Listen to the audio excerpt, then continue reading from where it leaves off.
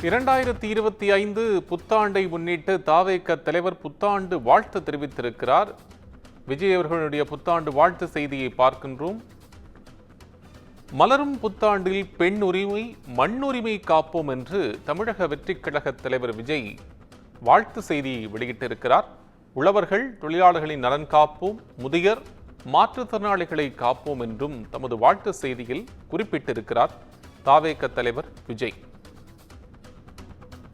அண்மையில் தமிழக வெற்றிக் கழக தலைவர் விஜய் ஆளுநர் ஆர் என் ரவி அவர்களை சந்தித்து அண்ணா பல்கலைக்கழகத்தினுடைய மாணவிக்கு பாலியல் வன்கொடுமை தொடர்பாக சந்தித்து பேசியது குறிப்பிடத்தக்கது.